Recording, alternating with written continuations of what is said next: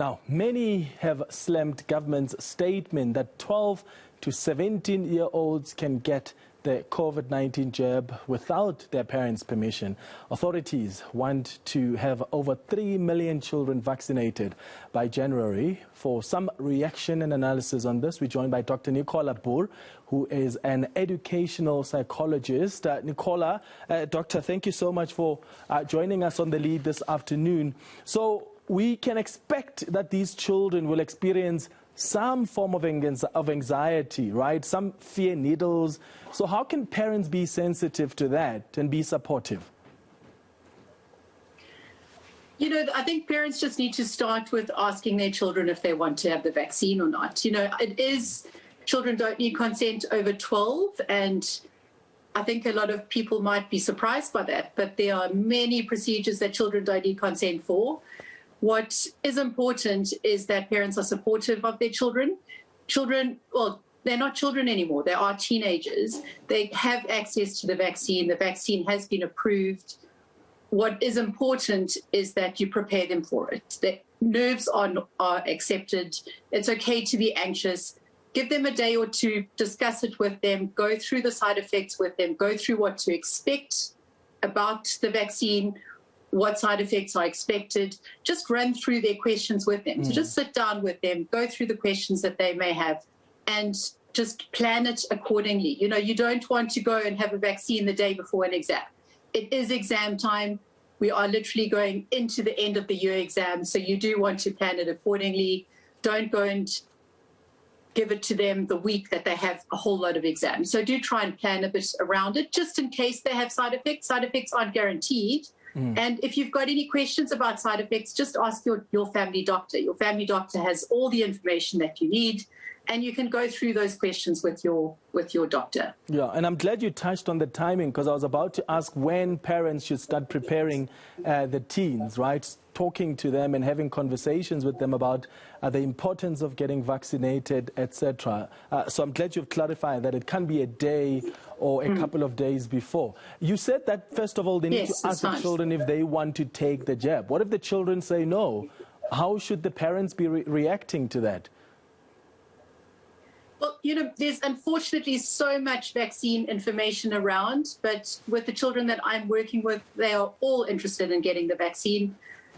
Children are social, and what you must also realize is that your teenage years are your most social time. And unfortunately, the vaccines work backwards, so they worked with the oldest people first and moved back. It would have been great if it had been simultaneously done with the teenagers in your 20 to 30, because those are the most social groups. And social interaction is extremely important for a teenager, and vaccines are going to open that up for them. So, you know, your adults are more excited about what the opportunities they have now that they've had the vaccine, and the exact same situation will happen with teenagers. They are desperate for social interaction. They have spent the last few years at home with their parents, which is fine, and there's nothing wrong with that. But it is a social time period for them, and they do need to interact with their friends.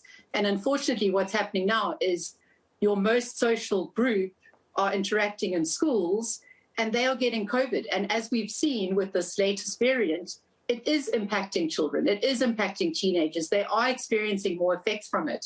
So the fact that they can now decide they would like to go for a vaccine is great. And if they are hesitant, don't force them. You know, I don't think anyone should be forced. However, do discuss it with them. Discuss the benefits, discuss the negatives. And you also have to take into consideration your family environment. If you've got people at risk, it is something that your teenagers are going to have to consider.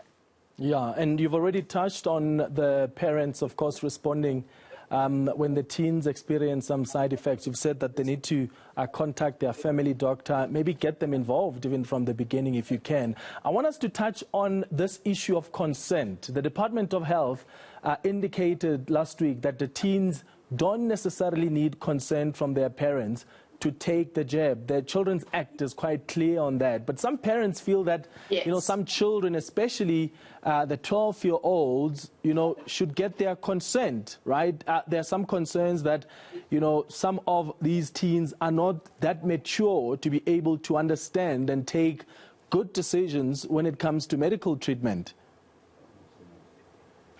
Well, There's always a grey area with everything in that sense, but the Child Act does allow for treatment over the age of 12.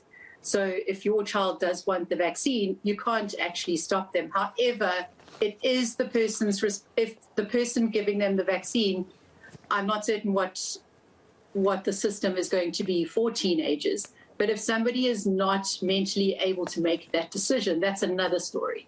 And those parents will then be aware of that in the first instance, so they should make that decision for their child in that case. But that's not very common. And I mean, they're 12. They're not 6 or 7 anymore. You know, teenagers are vocal. They do have an opinion. It is something that I think can, instead of going into it from a conflict point of view, just start with the discussion. Just set it up, discuss it, talk to them about the pros, cons, which is the same way that you should be making most decisions.